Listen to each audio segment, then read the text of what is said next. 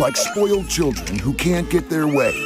Senate Democrats are refusing to even vote on President Trump's nominees, stomping their feet, storming out of hearings, delaying the business of the American people. I join with my colleagues in leaving. Senate Republicans must act now to fast-track President Trump's nominees. Tell Senator Thune, stop playing nice. Don't let Democrats derail his agenda. Cancel the recess. But cancel the recess? Nope, because they're gone for 5 weeks. No cancellation of any recess at this time. Hi there. Good morning. I am Tabitha Hassell with Tabs on Tap. I hope you guys are all having a fantastic morning. I'm running a few minutes late. Yesterday after the show, it's kind of a crazy story, and I will spare you all of the horrifying details. But if you guys recall, I was talking about the gurgling pipes. I'm like, oh, if you hear that gurgling, don't worry about it because it's been doing that for a few days. Well, sure enough, at the end of the show, I kept thinking, man, it smells like sewage, like coming up out of the air vent, which is right next to me. But I didn't really think a whole lot about it. And then I started walking around. I think I just breathed in a piece of my hair. I started walking around towards the door, and I realized that there was sewage spilling out from the bathtub and the sinks and everything else. And I tripped over my camera. So I had to rearrange my camera this morning. But what a mess yesterday. I thought it was something in the house. I didn't know what was happening for days. The pipes were gurgling. And I thought, oh, it's all this heavy rain. There's something going on. Something's getting flooded. I haven't lived here long enough to know the system. And then sure enough, yesterday, I got the full course on everything plumbing related because guess what?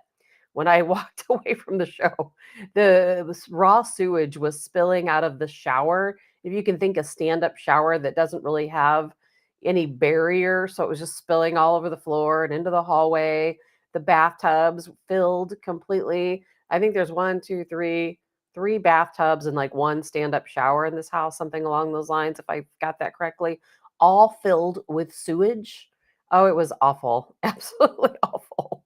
It turned out to be a city problem. I called the plumber out here. They're like, I don't know what to do. They were great, by the way. Fantastic plumbing service here in town, came out immediately. They were really quick, but they kept thinking, well, this is not working. They put like 150 feet of the little snake thing into the pipe and nothing was happening. So they did immediately, though, alleviate the pressure that was taking place that was causing all of the sewage to flow into the house, thank God. And it turned out to be a city problem. And apparently I'm at the end of the line. And so everyone else's sewage flows in my direction. So thank you. Thank you for that. What a mess. What a mess. I spent half my day cleaning. But here we are back again. Good morning, Rob. Good morning, Vernon. Good morning, Karen. Good morning, Glesna in the Upper Peninsula of Michigan. Hopefully you guys are all having a really good morning. My morning so far is off to a better start than it was yesterday. Now that I have no gurgling going on, I've just got to figure out how to clean out the air ducts from all the sewage that seep down into them. So another fun day. But lots to talk about today. As always, the news cycle never ends. I'm going to talk a little bit about Barack Obama's response to Donald Trump, accusing him of treason, of course, in the coup against the United States, against the presidency of Donald Trump, of course. And Obama usually doesn't really respond to anything. So I was a little surprised that he did, but he did. We're going to talk about that. I want to talk a little bit about the United States now having nuclear weapons stationed again in the UK. That's something that we haven't done since 2008. And I don't recall anyone telling us Americans that we were going to reposition nuclear weapons in the UK. And why? Because they can potentially reach, guess what? Russia. So we're going to talk about that in a few minutes. I'm sure Putin's not very happy, probably contemplating what his next move is, of course, in that big game of chess. We will soon find out. Good morning, Dottie. Dottie says you can purchase insurance for sewer backup. Dottie, I did not know that. And I thought I had every type of insurance there was, but it didn't cause any damage. It was more than anything. It was just time consuming cleaning. Thankfully, it didn't get into any carpet or anything like that. And I think the seeping into the vents is pretty minimal because I think I, hurried up and put some towels over the vents, and I think that kept most of everything out of there. What a mess it was, though. What a mess. You have no idea. I don't even want to think about it. I'll get sick. Uh, but yeah, that was a big deal yesterday. So one of the other things I really want to talk about today is is Sharia law. Should we ban Sharia law in the United States? And I want to talk about the Muslim expansion because it is certainly happening here in the United States. It's happening all across the world. Texas might be the first state to ban Sharia law. And if you think it's not a big deal, I'm going to tell you right now that you're wrong. It's not about Muslims because I'll tell you what, radical Islamicists kill more Muslims than anyone else. So it's not about the Muslims themselves. It's really not even about the religion of Islam. It's about radicalization. Radicalization. And so we're going to definitely jump into that as well. Lots of things to talk about today, as always. We've got a little statement here from Donald. Oh, one other thing I want to mention too, which we're going to also jump into very briefly, is the protests taking place in Ukraine against their president, the comedian Zelensky. No surprise there. Those people have probably had enough. If you live in the country of Ukraine, of course, most of them know that it's a puppet government, instilled by the Biden crime family, Obama, the Clintons, and those people know that we Westerners have used their country for a very long time for all of our evil doing, between trafficking and organ harvesting and the drug trade, illegal weapons trade. So there's a lot that's been going on in Ukraine for a long time. So we're going to talk about that a little bit as well. And Jay says we didn't need to put them in the UK to reach Russia. We can strike them from the continental US. And thank you for adding that, Jay. Um, yeah, I don't know what the reason why we've done this in the UK other than to stir up what's going on with Putin, because from what I hear, he's not very happy about what's going on. I don't know the reasoning behind it. I just do not know. And Dottie says Nino has a great podcast interview regarding Texas and Sharia law. I would love to hear that, Dottie, because I'll tell you, things are pretty crazy in the state of Texas right now when it comes to Sharia law. And it's the population there of folks wanting Sharia law is growing continuously. It's growing continuously. So we are going to jump into that in just a moment. But in the meantime, let's hear a little bit of a word from our dear President, Donald Trump. Obama cheated on the election. Look, the camera just went off. Obama, the red light just went off. Can you believe these people, how bad they are? Obama cheated. When they give you all the nonsense, Obama cheated and his people cheated, but he was there. You ever hear this? They talk about, if they ever even mention it, they never mention his name. Just the opposite with me. But they only mention my name. They don't mention any of you guys. They don't mention Tom. They don't mention Steve. They don't mention our great speaker. They mention Trump all the time. I'd like to have them mention you. But remember this, Obama cheated on the election. And we have it cold, hard, blue, and it's getting even more so because the stuff that's coming in is not even believable. So, and you should mention that every time they give you a question that's not appropriate. Just say, oh, by the way, Obama cheated on the election. You'll watch the camera turn off instantly. But I want to thank all of you again, once again. This is an incredible job. It's incredible people, really incredible people. And, it's very interesting. I got to know so many of you over the last 6 months, really. But so many of you, some I didn't know. But you have tremendous talent in the office. Some I spoke to too much. Okay. Donald Trump, of course, addressing the press corps. By the way, he won the injunction to keep the Wall Street Journal and Reuters out of certain venues like Air Force One, the Oval Office. And I thought that was kind of interesting because, he should be allowed to keep whichever press corps he wants, disallow the ones he does not want. That should be his choice. And I'm glad that was upheld in court. One of the many wins, of course, of Donald Trump. And Paul, I'm sure you're absolutely right. It's a show of force by Trump. Optics do matter. Call it a little nudge to Putin. to get his butt to the table. Yeah, in both, but Zelensky and Putin both need to get to the table, no question about it. And we're going to be talking about that here in just a couple of moments. Now, here is Obama's statement in regard to the accusations against him. Now, of course, I don't believe anything he says. Now, this actually sounds like he wrote it himself. Usually it's a speechwriter. This may have come directly from Obama, but it's hard to tell because everything he says and does is so incredibly scripted. So here is what he stated. He said, out of respect for the office of the presidency, as if he respects the office of the presidency, our office does not normally dignify the constant nonsense and misinformation flowing out of this White House with a response. But these claims are outrageous enough to merit one. These bizarre allegations are ridiculous and a weak attempt at distraction. Nothing in the document issued last week undercuts the widely accepted conclusion that Russia worked to influence the 2016 presidential election, but did not successfully manipulate any votes. These findings were affirmed in a 2020 report by bipartisan Senate Intelligence Committee led by then Chairman Marco Rubio. Well, I think we all know the fallout that occurred with the Russia hoax, don't we? It wasn't even about Russia influencing a vote. It was about Democrats influencing votes, right? Because I will tell you firsthand, as being a longtime Donald Trump for president supporter since 1999, in fact, I have been a Donald Trump for president supporter. I will tell you right now that there were votes that Donald Trump did not receive because of the Russia hoax. Because there's a lot of people, Democrats and Republicans both know that we want to go after the people on the fence. There's a lot of people who aren't sure which direction to go in. And while it's so hard for some of us to think about that because we think, well, if you're conservative, how could you possibly vote in any other direction?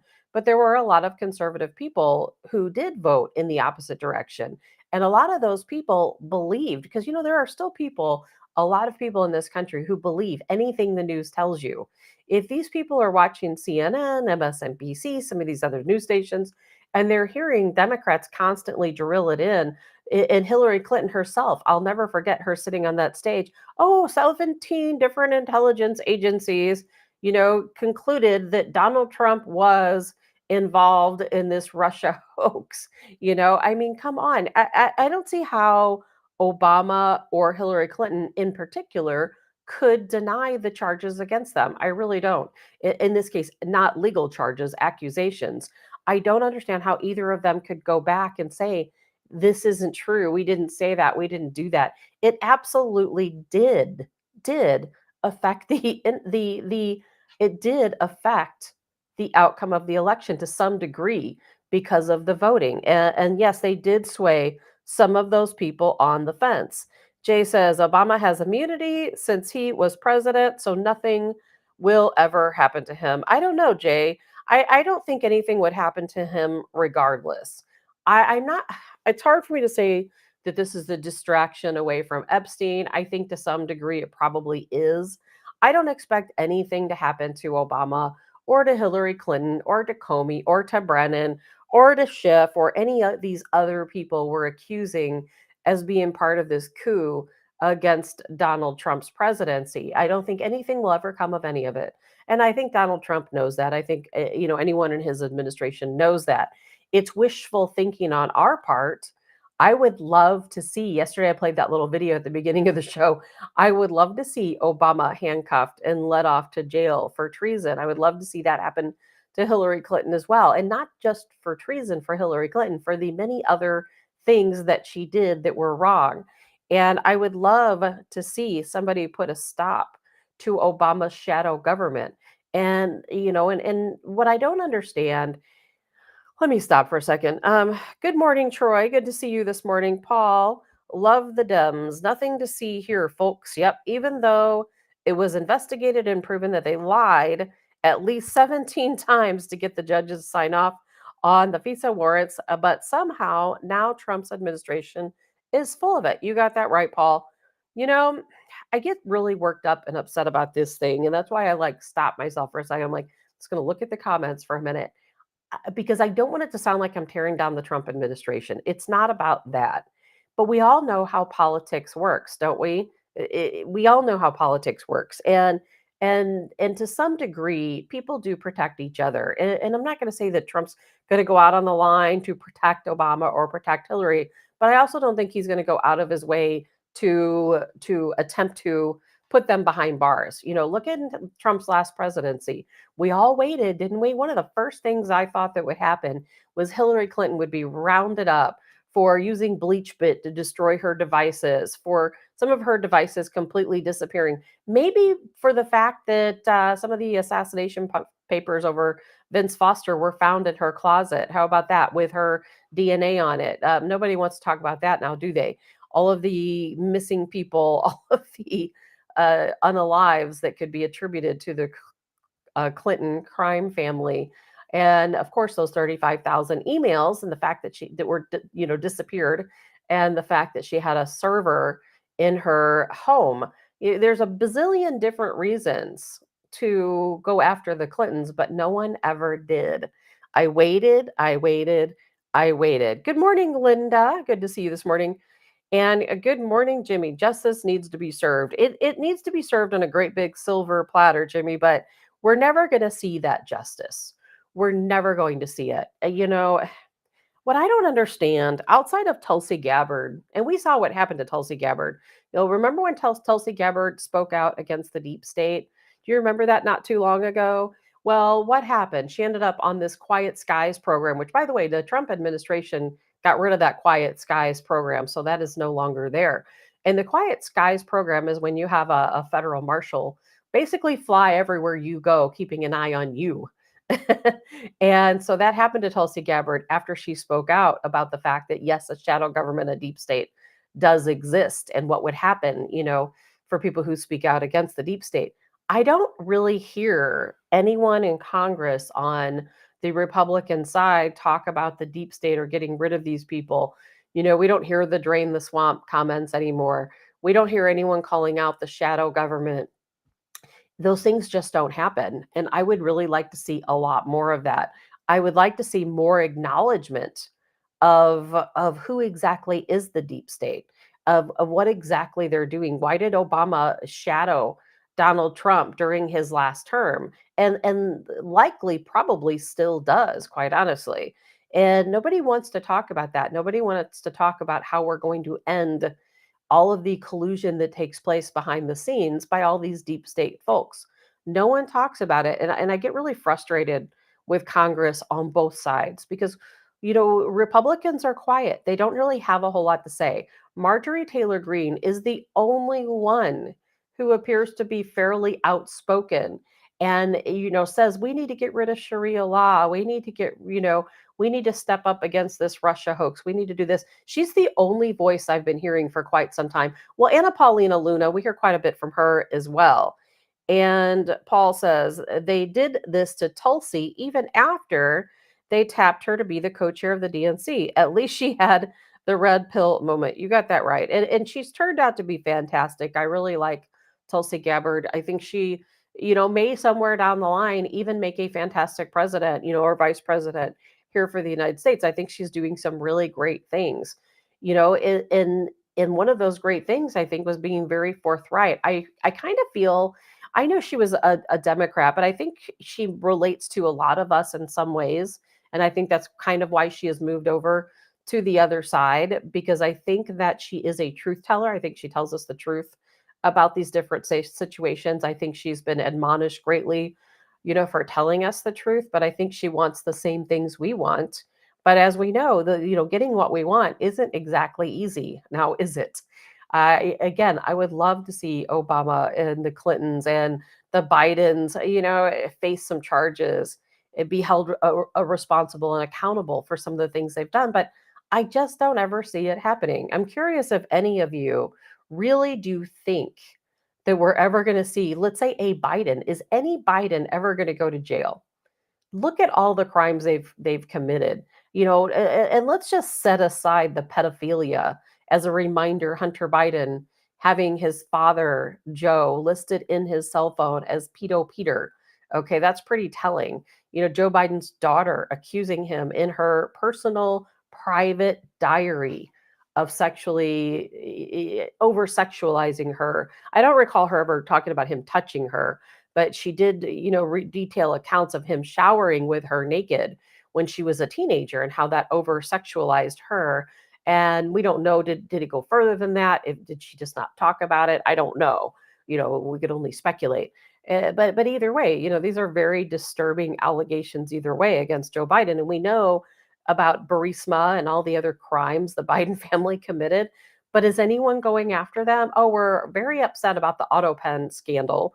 But didn't we always know there was a scandal? I think all of us, if you're listening to the show, we always knew there was more than one Biden. There were many Bidens. We all knew that the real Biden was somewhere off in his retirement home basement in Delaware.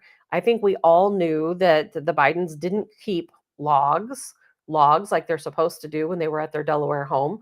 We have no idea who Biden was meeting with during those times. We have no idea what they discussed or what took place. We absolutely don't believe the auto pen logs that says that at 10:30 p.m., Biden authorized, all these different signatures. It's just a big scam, that was played on the American people, just a big scam. No different than Obama. I still absolutely 100% believe Obama was born in Kenya. I really do. I absolutely do 100% believe his real name is Barry. I really do. And you can call me crazy if you want, doesn't matter to me. I'm a little less sure about Michelle actually being Mike. I'm a little less sure about that one. I haven't seen anything that could prove that to me. I've seen some funny, compelling evidence, but I've never seen anything that proves to me that Michelle is actually Mike. But I absolutely do believe that Obama is bisexual and has had relationships with men. I've read a lot, and that's okay. I don't care. I could care less who Obama has relationships with. But you want to know the truth when it's your president. Be who you are. If Obama came up and let's say I was an Obama supporter, and even not as an Obama supporter, if he said, "Oh, I'm bisexual or I'm gay," it wouldn't make any difference to me whatsoever. Don't care. But why hide it? It's because you know why he hid it is because he was really a plant by the CIA. That's why. And that's part of the reason why I know nothing will ever happen to Obama. The guy is completely untouchable, completely untouchable.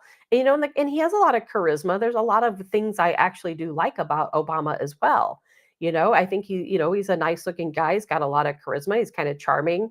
He seems very relaxed. I've seen some of the encounters he has with people walking on the street. He's very friendly to people. There are good things about him, but he is also an evil criminal, and he hates us. And nothing's ever going to happen to him. Now, the Bidens, I have a lot more distaste for the Bidens than I ever did for Obama. Even so for the Clintons, the Biden crime family, man, what they did to this country, what they did to Americans to line their own pockets, it's unforgivable. And if there's anyone I would like to see spend some time behind bars, it would be just about every member of the Biden family. How about that? But that's never going to happen. And Paul says her eyes were opened when she saw that she was expendable to the Dems. You got that right, Paul. And sometimes that's what it takes for people to wake up and understand what's actually going on. And also from Paul, the Biden family is going to be hurting financially. That's why Hunter is out doing his tour and all these second-rate podcasts trying to drum up some financial opportunities. No question, no question. And Paul says, "Babe, the pig was a charming little pig, but he was still a pig." Paul, that's the best comment of the day. Nobody can beat that. You are absolutely, absolutely correct. And I don't know. Every day I think about this stuff probably more than the average person. I would love to see accountability. I would love to see accountability. We all know everything that took place over the past couple of decades. We all know. We all know the crimes that were perpetuated against the American people. I'm still wondering where Seth Rich is. What happened to him? What happened to those case files? Who murdered Seth Rich? We'll never know, will we? And I absolutely believe that's tied to the Clintons, as are many other things that took place in this country and elsewhere, but we'll never know. We will never know. We'll never know because no one ever investigates these things. The investigations are covered up. We talked yesterday about the Epstein situation, and I have finally resigned myself, as I said yesterday, to understand that we're never going to know anything about Epstein. We pretty much have a good idea already who's on those files. We already pretty much know the names we need to know, and it's upsetting that nothing will ever come of it. And it's upsetting that the FBI, particularly with Comey's daughter, imagine that, at the helm, that they were deleting files. We knew they were deleting the files. They have very likely deleted all of the files that were pertinent to any investigation that would take place against so many different people. And what they did leave behind, as what we talked about, was about Donald Trump. And I'm not going to play the video for you today because I don't really even want to talk about Epstein today. But I wanted to touch base on this just a little bit. Maybe we'll play the video tomorrow. I'm kind of almost done with the Epstein stuff because I finally have just accepted that there will be no resolution. There will never be resolution. I don't care if if they bring Maxwell in. Now, there's a lot of reports that say that the recess began early. I don't know if that's true. I don't know if that's true, but a lot of reports state that they started the recess early for Congress so that they wouldn't have to listen to any type of information about Epstein, so that Maxwell wouldn't be brought in, so there wouldn't be a vote, a congressional vote about hearing Maxwell talk about bringing the files up. I don't know if that's true or not, but that is what the news is saying. So therefore, I am reporting it as that is exactly what happened. We're never going to find out anything that we don't already know about the Epstein files. The only thing we're going to hear is about how Trump was involved with Epstein. And his former attorney, what was that guy's name? Was it Michael Cohen? Cohen? That guy absolutely despises Donald Trump. He hates Donald Trump. He absolutely hates him. But even that guy is giving interviews saying, you know what? I worked for Donald Trump all those years as his attorney. I knew everybody he spoke to. I know about every relationship that he had, good and bad. But he even said, Cohen said, not one time did Epstein's name come up. Donald Trump never mentioned his name. Not one time did Epstein call the office. Not one time did Epstein and Trump visit with each other. So, in all those years that Cohen was the attorney for Donald Trump, he claims, and this is somebody who cannot stand Donald Trump, he could easily lie and throw Donald Trump under the bus. But instead, he says, didn't happen. Donald Trump is not associated with Epstein in any way, shape, or form. Once he realized the character of Epstein. And I believe that because I know I go out and I see different people socially at different places. I don't know them. There's a lot of people I see out who I think, man, that person's done some crazy stuff. You always go out and what people are doing what. And I'm like, okay, well, I see them. I say hi to them. Somebody might catch us in the same photo, but I don't talk to that person on the phone. I don't invite them to my home. They don't invite me to their home. We know each other socially. And I think that was the case, of course, with Epstein and Trump as well. And not to say, we listened to an interview yesterday of an accuser of ridiculousness, quite honestly. And if you guys were here to hear that interview yesterday. And okay, so what? Donald Trump and Epstein met at an office building and interviewed some candidates to be like a secretary or something. Not a big deal at all. And Paul says, my belief is Trump has a list, has power and control over people that are on that list to do the things Trump wants them to do. And this is worldwide. This isn't just in the United States. I would never give up that power or control if I were Trump. Maybe, Paul, I don't know. I kind of thought about that theory, but I'm just not sure about that because I think Trump, like us, has a really good idea of the names that the FBI, again, this is not a list. I hate the gaslighting that takes place in this case. I don't think any of us are looking for a list that Epstein made that lists all of the people he trafficked to. I'm going to send Elizabeth to Joe over here. No, it doesn't work that way. Epstein's not that stupid. But I know the FBI did compile a list, and that's the list I think most of us have said. We want to see the list of names. Well, that's the list of names that the FBI compiled, not Epstein himself. But they tell us it doesn't exist. But I think that Trump, like the rest of us, we all know who's on that list. Or most of the people anyway. However, however, um, I do think that the FBI deleted most of the compelling information. So we'll see. And of course, Pam Bondi did, this is probably the last I'll say about Epstein, but today anyway, is that Pam Bondi, of course, did ask for some of those files to be released, the grand jury testimony. Well, the court responded back yesterday and they said, well, we need to know specifically. So they're not going to just release a trove of information that took place during that grand jury testimony. They're going to release only the things she specifically asked for. And that's kind of a tough situation because she probably doesn't know what to ask for specifically. So we'll see where that plays out. But another thing we just have to resign to is that we'll never know. We'll just never know. Just like so many other things in this country, we will never have the answer to what happened with Epstein. We will never see any accountability against any of those people who took advantage of these young girls and trafficked other women. There will be no accountability. So we might as well just forget about it and stop stressing ourselves because it's never going to happen. And there are certainly some more pressing issues in this country we need to be worried about right now for real. And good morning, Winston. And let's see here. Jay says they have been pushing for the recess to be canceled in order to get Trump's remaining picks confirmed. Yes. Yeah, and I played that little video at the very beginning, kind of talking about that. And, but nope, no cancel. They're off for 5 weeks. Not going to be a lot happening over the next 5 weeks with Congress on vacation. Do you think Congress should be able to take a 5 week vacation? I don't think so. I don't think so. I think there's pressing issues at hand. And they, like a lot of other Americans, should have to spread out those vacation days just a little bit when there's so many pressing issues taking place. And Paul says, I'm also talking about all of the videos of people coming and going on all of Epstein's properties. That in itself doesn't prove that they are guilty, but I wouldn't want people to know I was there.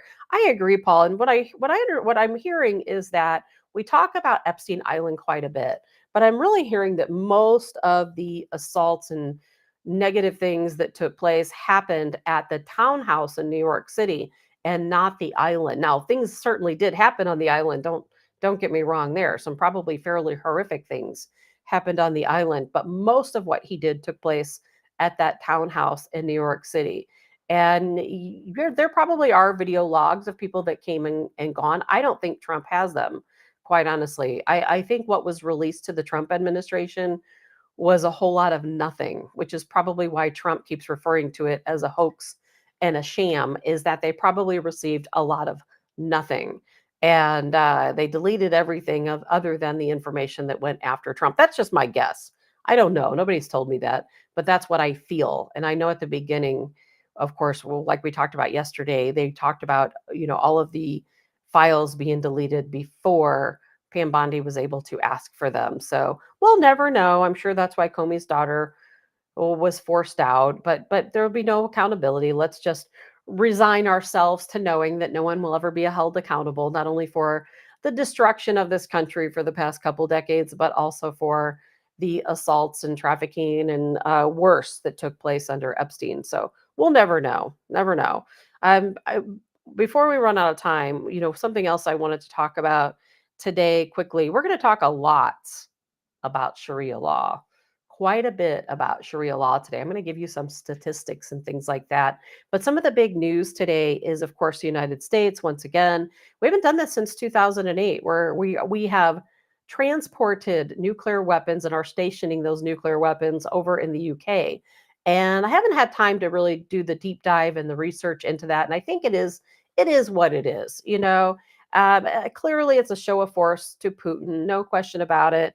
I know someone on here, I don't know if it was you, Paul, or Jay, someone was talking about, well, we don't need to send weapons to the UK, nuclear weapons, to reach Russia, because yes, of course, we can already do that here in the United States. And speaking of Donald Trump, I'm not going to show the video right now, but Donald Trump did say when he had, of course, the president of the Philippines in his office the other day, he did talk about that, one of the press videos, that we're going to, really ramp up productions of all of our missiles. We're going to have more missiles than any other country here in the United States, which is a fantastic thing because we need to re-bolster our military. By the way, and I just read the other day that we've already met our recruiting goals for all of our branches of the service, within, I think, about a 3 or 4 month time period, which is almost unheard of. Sometimes it's very difficult to recruit people into our branches of service, but we've already exceeded those goals, which is fantastic because I think more people feel a little bit more comfortable serving under Donald Trump's presidency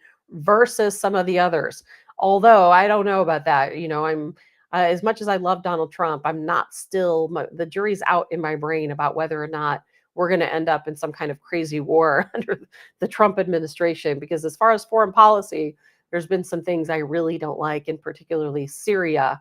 We can talk about that when we get to Sharia law. But what I don't like, I don't want to keep saying I don't like things that are Donald Trump are doing, but I'm not going to like everything he does. You guys aren't going to like everything he does. But something that really does kind of irk me is that one of the things I voted for with Donald Trump was that I wanted to end our relationship with NATO. I wanted to move away from our ties to the UK and to really all of Europe, quite honestly, because those people don't like us. They don't like us. They just don't like us. I'm not talking about the people that live in these countries. I'm talking about the leadership. They do not like us. Keir Starmer does not like us. Now Giorgia Meloni of Italy does like us. She's probably the only one. Macron, France, does not like us. Stolz in Germany does not like us. Mark Rutte, who was the chairperson for NATO, he hated us. He hated Donald Trump. Now all of a sudden they're buddies. I don't get it. I don't want to have a show of force with Europe. I don't. I want to have a show of force against Europe. And if you guys recall, that was the direction we were going. And for me personally, it was one of the big reasons I didn't like Biden or the Biden administration, because Biden was all about NATO. They were all about Europe. And some people will counter that and they'll say, well, Trump didn't like NATO because we were putting so much money in. Now that we've got these other countries to put in their fair share, we're okay now with NATO. I'm not okay with NATO. I am absolutely not okay with NATO. I'm not okay with being the world's police. I'm not okay with instigating war all across the world. I'm not okay with any of those things. And I think that's what NATO does. And I definitely don't want to buddy up to any of the European countries. I like the people of those countries, the citizens, there's a lot of beauty that takes place in all of those countries, but I don't want to be their friend.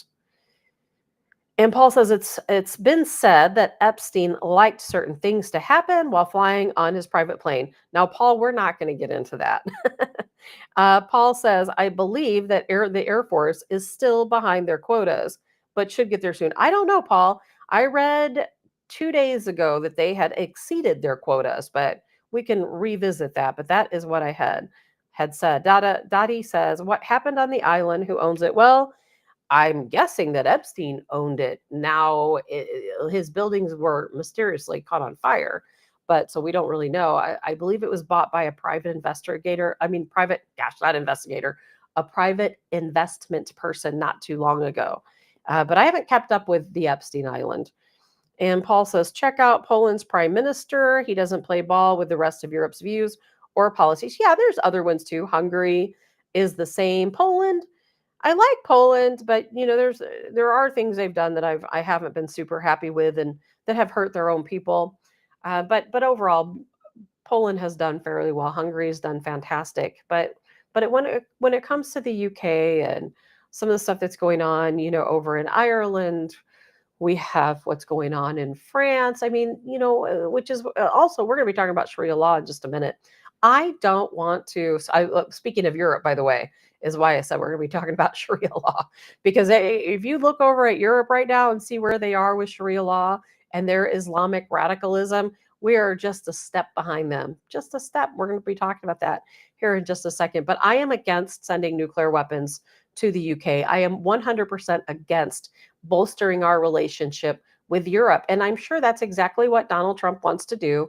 He wants to bolster our relationship with Europe so that we can have a show of force. And I understand it's more than just Putin. It's a tough situation for me because I am almost ready for the United States to become a member of BRICS, not to go against BRICS.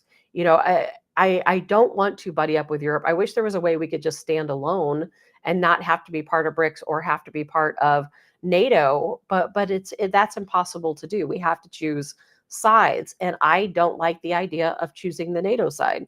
I'll be very honest about that. I don't like it. And Michelle, good morning, Michelle. Larry, well, it looks like September will be a very interesting month. Larry, I think we've got a lot of interesting months ahead of us, no question about it, especially when Congress comes back and they have to deal with all of these issues that are going to be put to the wayside while we work things out. But I do want to talk a little bit about Sharia law. I know we don't have a lot of time left. You know, Sharia law in the United States is growing exponentially, exponentially. There's a lot of reasons for that. I'm going to go over some facts here. I'm going to show you some video. Texas potentially to be the first state to ban Sharia law. Now, the reason why I want to talk about Sharia law is because, well, number one, it is the exact opposite of our Constitution, the exact opposite. It's the exact opposite of our Christianity. Everything about extreme Islamic religion and ideology, such as Sharia law, is absolutely the opposite of the United States Constitution. They're not compatible at all. Someone cannot live in our country who is a radical Islamicist who believes in Sharia law. It harms Christianity, it harms our religion, it harms our law, and there's not a darn thing that's happening to stop it. And in fact, it is growing at such a high rate. You've probably read the study, I've read the study that says that by the year 2070, the world will be populated heavily with radical Islam, and Sharia law will rule the world. I'm sure you've read that. And I believe it to be true. If you go out and you ask any of these AI programs, some of them will say 2060, some say 2070. And there's a lot of reasons why. One of those reasons, of course, is because they are producing more children than we are. You know, Christians have slowed down producing children. I mean, I have one child. Most people these days I know have either no children or one or two. Where we have people who belong to radical Islam. I'm not talking about Muslims today, just so you know. This is not about the Muslim faith. It's really not even about Islam. This is about radicalization. And the people who are radical, who want to take over the world, they're having as many children as they possibly can. And it's a very scary situation that's taking place. And Texas, again, possibly going to be the first state to ban Sharia law. And why is that?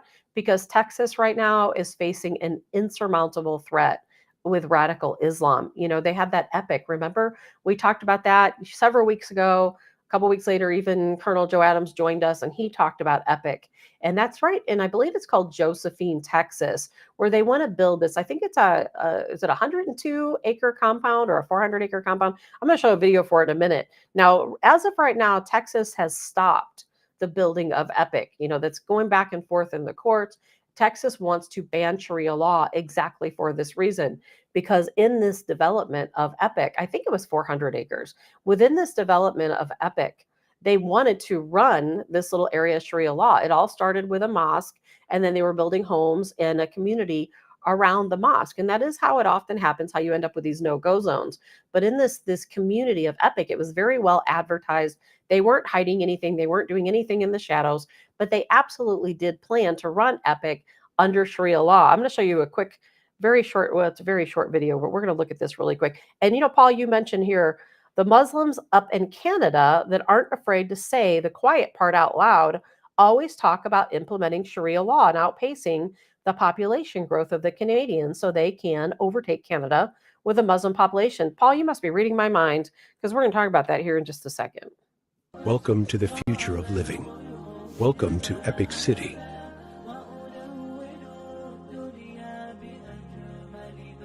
Nestled in the heart of Josephine, Texas.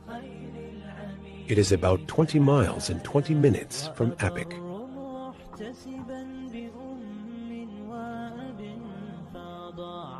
Commercial areas.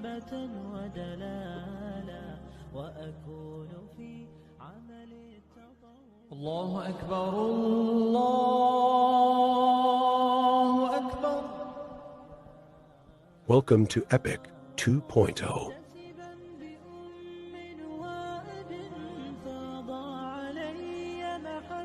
Epic City is more than just a neighborhood. It's a way of life, a meticulously designed community that brings Islam to the forefront. A community that blends with nature, crafted to elevate your living experience.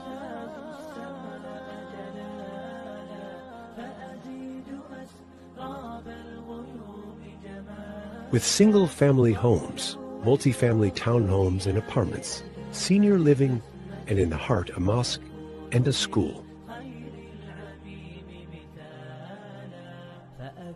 Parks for Eid prayer, carnivals and community events. Multiple fields for sports including soccer, cricket, tennis, and volleyball. And public schools 10 minutes away. Epic City, a housing community where we celebrate diversity and promote unity. Our community. Okay, well, that's enough of that. We've talked about Epic City several times, and in Epic, it is going to be run by Sharia law. We'll see how it turns out in the end, but this is exactly why Texas wants to be the first state to ban Sharia law.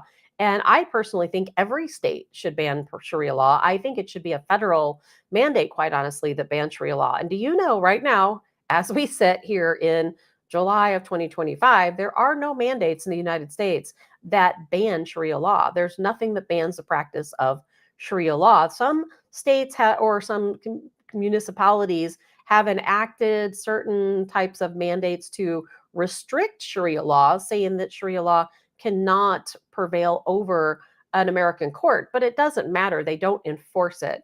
And what ends up happening in some of these areas where they do enforce Sharia law, and yes, there are areas in the United States, many areas, in fact, that do enforce Sharia law. They have their own police force. We call them no-go zones. There's New York, there's Dearborn, Michigan, there's Beaumont, Texas. Some say there's a little area in Columbia, Missouri. I've not been able to confirm that, but these places are all over the country. And there are areas we call no-go zones where you're not allowed to enter these areas unless you live there, unless you belong to this community. Now, they don't rope it off and call it a private community like Epic in Texas, but it's the exact same thing. They're just not advertising it, and they do not allow it. And if you go into their area, things will not always end well for you. And it's crazy enough is that they have their own police force. They have their own police force. They have their own police cars. As a matter of fact, the little area in New York City where they do have an area no-go zone of Sharia law, their cars look very similar to NYPD cars, but they're driven by the Sharia police. They call them the morality police. It's hard to believe here in the United States we have morality police, but we do. And Jay says it'll never happen in the blue states. Mike Bell, good morning, Mike. And Paul says a lot of these Muslim communities either try to or have their own police security force. Exactly, Paul. That's exactly right. And I'll tell you what, I'm gonna get into some statistics here. We're gonna talk about some other things too. Think about this. 2024, the global Muslim population is estimated to be around 2.48 billion. That represents approximately 31% of the world's total population. And of course, the growth is expounding so substantially. And it says here the Muslim population growth rose 24% from 2010 to 2020. And it's projected to continue to grow. And of course it will. Of course it will. A lot of people, it says right here, but estimate by 2050, the Muslim population will reach around 8.1 million. Here in the United States, it'll make up almost 3% of the United States population. And Jay, you say it never happens in the blue states. Well, probably not. I don't see any blue state banning Sharia law. But let's talk a little bit about Sharia law, because I'll tell you in some of these no-go zones, and I'm not telling you anything you probably don't already know. If you're here, you're listening to this show, you probably already know all about Sharia law and what exactly happens. Now, the reason why I keep saying that this is not about Islam and it's not about Muslim, a lot of people will say, well, that's not true. It's always about Muslim. It's always about Islam. There's a difference between radicalization and a certain ideology than your typical Muslim. I know a lot of people who are Muslim. They live just like you and I. They oppose Sharia law. They just want to live their lives and do the same things we do, work and provide for their family and have a vacation here or there and live their lives. That's all they want. They have no desire, to expand the Muslim population to include the entire world. And that's different than radicalization. Now, Epic in Josephine, Texas, they are tied. The mosque and an imam there is tied to radicalization. And I'm sure that's exactly why Texas Governor Greg Abbott is probably like, now, wait a minute, we can't allow this to happen here in the great state of Texas. Because when it comes to radicalization, guess what? Guess who's the number one threat to radicalization? And that is Muslims who don't adhere to the very strict ultra conservative policies of the more radical Muslims. And those are the first people who get killed, quite honestly. Look at what happens in Syria now under, of course, true terrorists. We don't call them terrorists anymore, but they are true terrorists. Look what happens in Iraq and some of these other countries. And man, I was just watching a video this morning. I wish I could show it. I can't. I don't want to do that to you.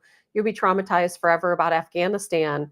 When we drew our troops under, of course, Biden's administration, there were videos. I haven't seen them in a long time. I saw them again this morning, where you see people have video cameras, even Afghanistan, and you see the horrific turn of events after the withdrawal of our troops, and that was these radical Islamic jihadists running through the streets, literally running through the streets during a prayer service. There was a prayer service, and anyone who did not bow down during that prayer service, who did not adhere to strict Sharia law, was murdered. They were running through the streets. I saw them just stabbing people. They were grabbing men, throwing them down on the ground, and slitting their throats, cutting their heads off, beheading them, burning them alive. They were going to homes. And if you did not agree, now these are, I'm not talking about radical Islamicists, jihadists going to the homes of Christians, which they did also. They were going to the homes of other Muslims who were not as ultra conservative, and they were demanding that they instantly convert to, the prayer 5 times a day. They instantly convert to their women wearing the black burqa and so on. If they didn't agree, they were murdered on the spot. And so Muslims face the harshest reality of any of us. And so it's a very difficult time for them as well. I can guarantee you that when you take some of these countries, like what happened that day in Afghanistan, which, speaking of, I watched, I'm not going to again show that to you either. In Afghanistan, there was a 15-year-old boy who had played music during a prayer time, and he was beheaded in the town square. That's what Sharia law is. Now, of course, Democrats want to hide that from you. They don't want you to understand that's what Sharia law is. They want to protect Sharia law. Why? I don't know. I'll never get it. I'll never get it. Jay says they won't ban it. No, but Jay, why won't they ban it? Under Donald Trump's presidency, why won't we, the United States, ban Sharia law when we have our own judicial system? We have our own judicial system, and Sharia law does rule in these no-go zones, in these areas of Islam where men still threaten women that, hey, I might beat you or starve you or make you wear a black burqa. You can't leave the house. In some areas, it has gotten so bad to where they have to paint the windows black, because in countries like, let's say, Afghanistan, you're not even allowed to walk down the street and look at a home's window and see a woman inside. So these people had to paint their windows black so that nobody can look inside and see the females in their home. Females are not, of course, allowed to drive or do anything else, but they're not even allowed to attend school anymore in Afghanistan. And that's happening around the world. And it happens in some of these no-go zones too. People don't want to talk about that there are areas of the United States in which little girls are not allowed to attend school. They have blacked out windows. They are forced to cover themselves. They're not allowed to talk to men. They have to be separated. And in Epic City, having their own school, that was going to happen there as well. We all know that. And that is allowed in this country. It's absolutely not compatible with our Constitution. It's not compatible, certainly, with Christianity or even just being a secular country. It's not compatible. And Mike says, now, if it's a nationwide ban, that can happen. And it needs to be a nationwide ban, no question about it. And that is something Donald Trump can do, but he's not doing it. And I think we need to start asking those tough questions of Congress and of the Trump administration. Why aren't we banning something that's not compatible? Now, if I decided to rope off my block, okay, and I bring in my couple, I don't have many neighbors here, but I bring in my neighbors and I say, okay, we're going to institute Trump law, whatever that might be. We come up with our own laws It's MAGA country here, you know. And guess what's going to happen? Their government's going to come in, they're going to shut us down, they're going to take away our weapons, we're going to go to prison. But that doesn't happen if it's Sharia law. And a lot of these men, like I was saying, you know, they're beating their women, they're not allowing them to leave the home, they're blacking out their windows, their kids can't go to school. And if the women try to leave or divorce them, the men take the kids. They throw the woman out with absolutely nothing, nothing. Sometimes they allow her the clothes on her back. Sometimes they strip her naked and throw her out in the streets. These are true stories, and you can read about these true stories. And we know in the United States that's not allowed. But these women have no protection under United States law, no protection at all. These little girls growing up who can't go to school have no protection under United States law. And why? Because it's the freedom of religion. You know, I've heard cases where CPS workers are called out to these little girls who are not allowed to go to school. There's nothing they can do because these people are allowed to practice their religious freedom. And sometimes that means that these kids don't go to school. They don't learn. They don't get any type of secondary education. And Mike says, oh, it needs to be. You better believe that. Paul says, I think over in Great Britain, the Muslim population has reached 56%. Now, ask about the sexual assault statistics in not only London, but Europe as a whole. Absolutely correct. Absolutely correct. And, you know, we all read those horror stories about what's happening in other countries, particularly over in Europe. You know, there's an island right out that is part of Ireland in which a faction of Islamic jihadists bought it for a couple $1 million they put together to buy an island in Ireland, and they run it under Sharia law. It's allowed. It's like, what is happening in the world is what I would like to know. What is happening in the world? And Paul, to your point about Canada, I have a video for you too. Take a look at this. Now, this is in Canada, but I can assure you there's one of these guys in every city in this country. So take a look at this. What happened to a gay couple in Palestine, sir? What? What would happen to a gay couple in Gaza? Executed according to Islamic law. Islam doesn't endorse gayism. Islam doesn't endorse homosexuality. Do you think that's good, sir? Do you think it's good for gays? Islam doesn't approve of being gay. I see. Okay, so would you like to see Sharia law in Canada replace Canadian law? At some point it will.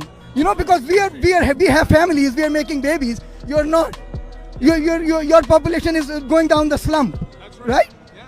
And by 2060, according to Pew Research Institute, your research, by 2060, Muslims will be the biggest religious group the world over. Right. What are you going to do then? Actually, are you going to oppose Sharia even then? Well, you know what? I'm very appreciative of the honesty. We don't usually get that. So you do some. Yeah, of course he's honest about it. So are many of the Islamic jihadists in this country, you know, honest about it. They have no problem telling us. And what's so funny about that is how Democrats who are so about gay rights, how they support this guy.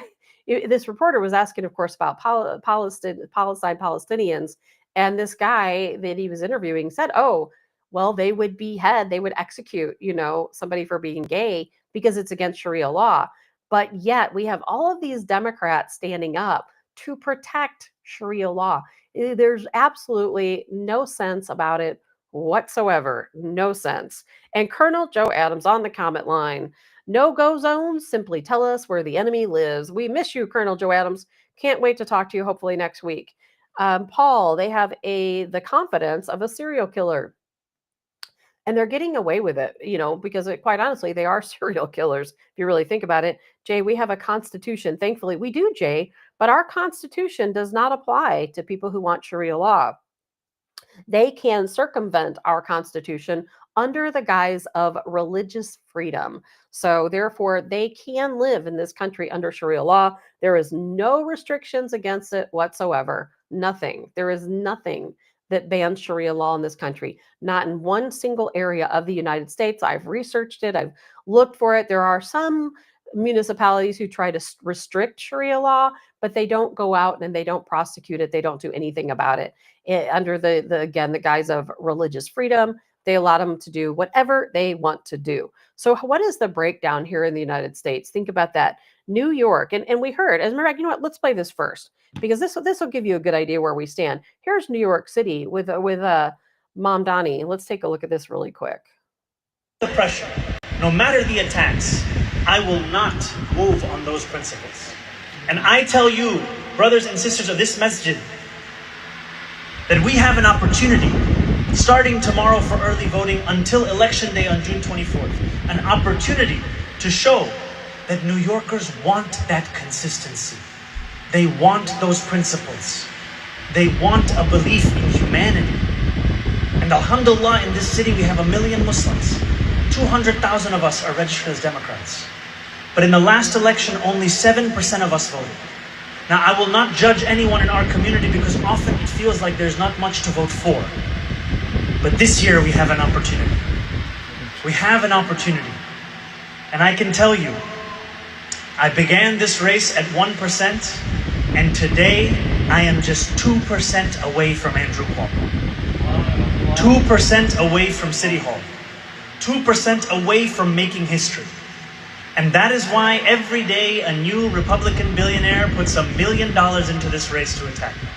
But I know that I have something they do not have, which is the support of people across this city. So I ask you to tell everyone in your life that this election is here, to tell them what's on the ballot, and to tell them that we as Muslims deserve what every other community deserves: equality and respect.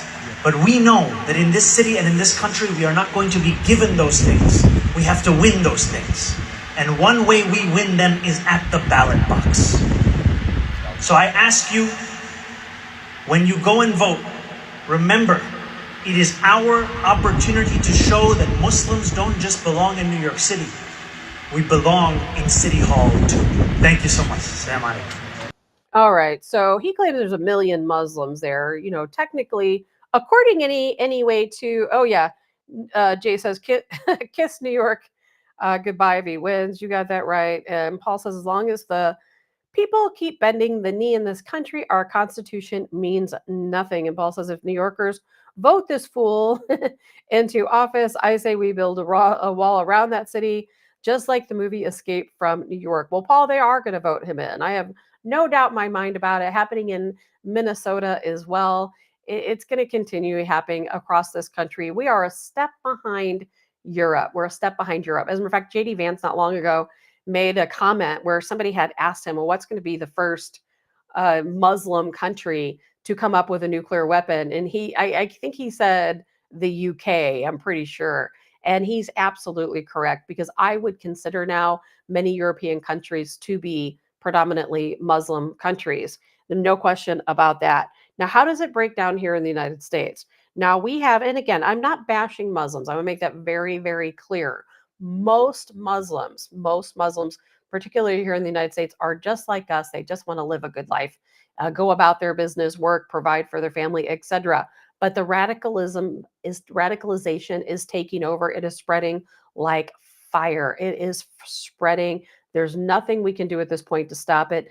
It is up to Donald Trump to lay out the law of the land and ban Sharia law. Here in the United States, New York State, 700, this is the population of Muslims in each of these states, top states for Muslims. New York, 724,475. California, 504,056. Illinois, 473,792. New Jersey, 321,652. Texas, 313,209. Michigan, 241,828. I'll go down the list. Maryland, Virginia, Pennsylvania, Massachusetts also on the top of the list. You know, New York, that makes up 3.6% of their total population. And those numbers are growing exponentially. And why?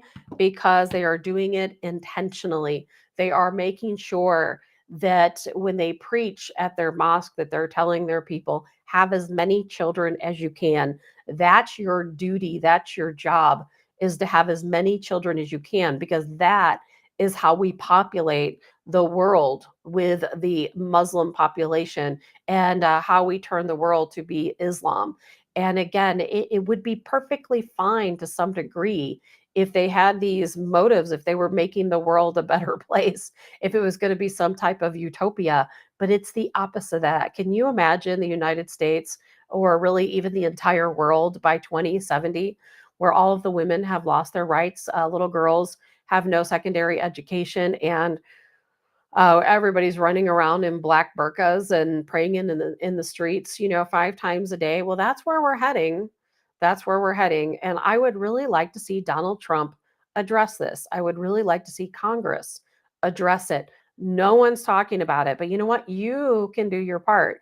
You can reach out to your local representatives and you can say, hey, you speak for me. You speak for me. I want you to take this before Congress and ask, what are we doing to ban Sharia law?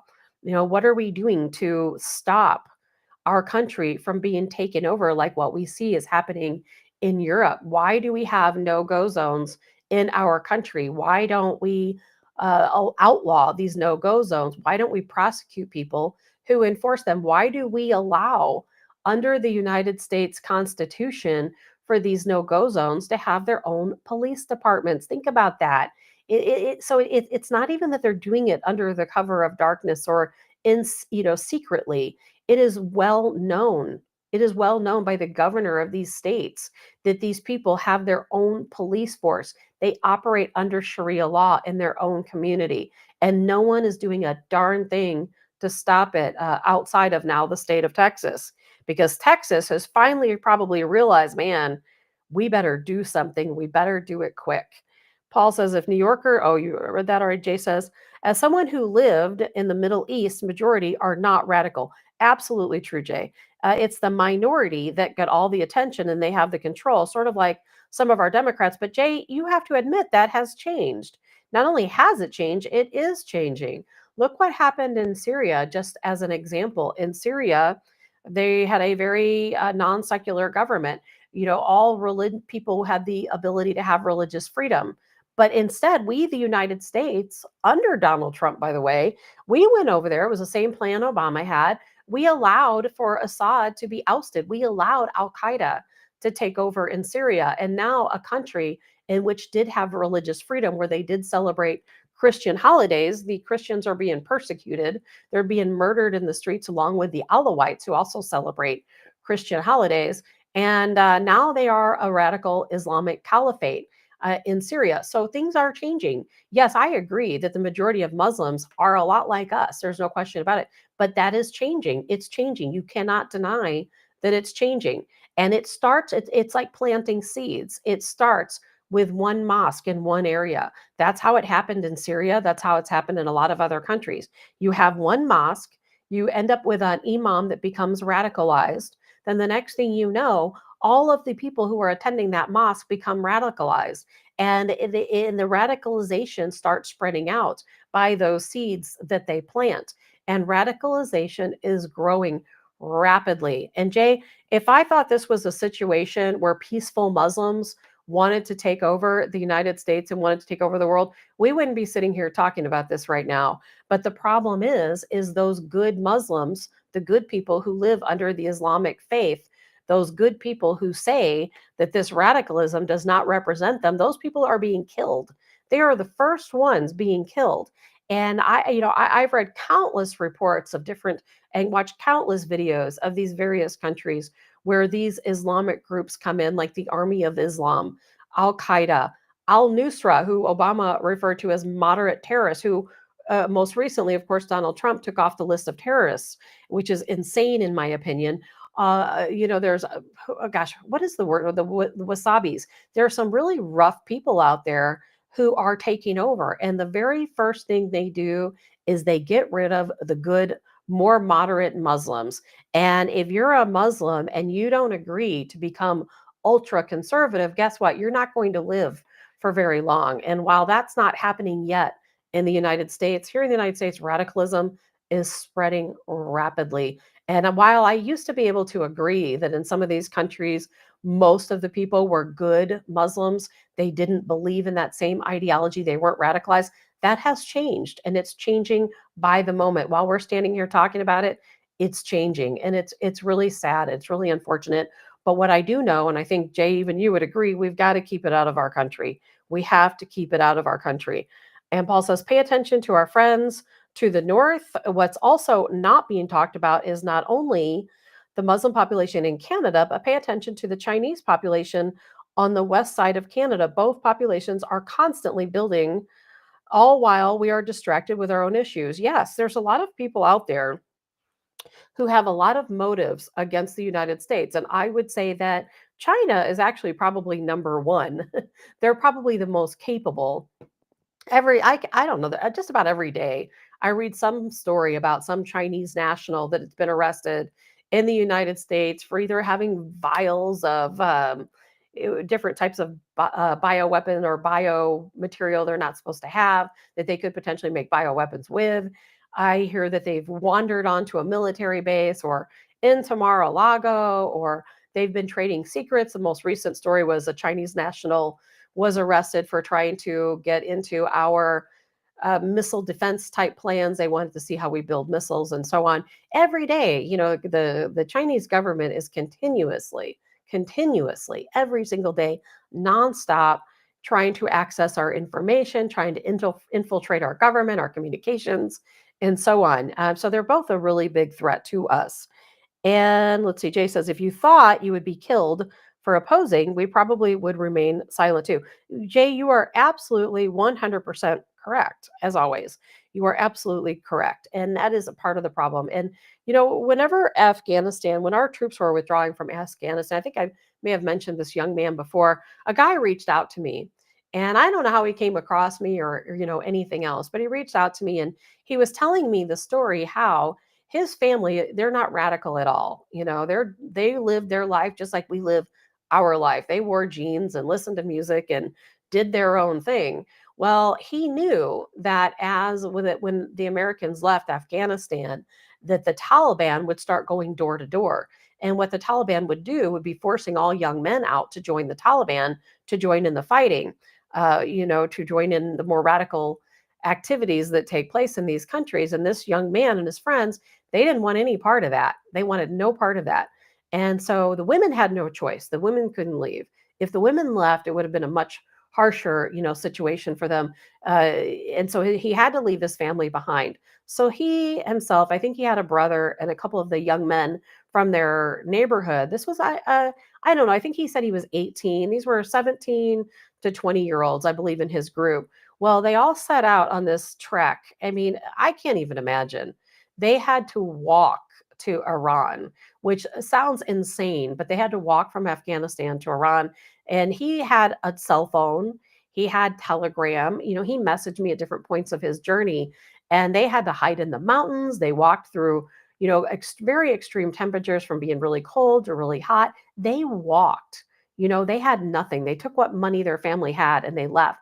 And he did eventually successfully make his way to Europe and sent me a message not too long ago about his life now in Europe and what some of these people went through. The Muslims that were not radical, man, the people who stayed, they are forced into the radicalization. They don't want to live that way, but there's absolutely nothing they can do about it. How many women do you think really want to run around in a black burqa and hide their face and black out their windows so they can't see outside and no one can see in? These women don't want to live that way. Most of them don't, but they have no choice. And you know what? One of these days, it may be us. We may not have a choice either. So that's why we need to speak up while we can. We need to ban Sharia law in this country. And I really do hope that all of you take out that time, reach out to your representatives and let them know, hey, we want to hear this discussed. We want to talk about it. We want to know, why is the Trump administration not banning Sharia law as a nationwide ban? What is wrong with doing that? Why leave it up to the states? This is very important to the national security of our country. And it needs to start here today, not later. It needs to start today. So that's something we all need to think about. We all need to talk about. Hopefully they won't come for me in my sleep for talking about it. But either way, that is it for me today. It is time for me to go. I have got a lot of work to do today. And I do hope all of you have a really fantastic day. I have no idea what we're going to talk about tomorrow. No idea, but we'll come up with something. And we'll see what happens in the news today. But I hope you guys have a good day. I'm Tabitha Hassell with Tabs on Tap. And I will see you all tomorrow.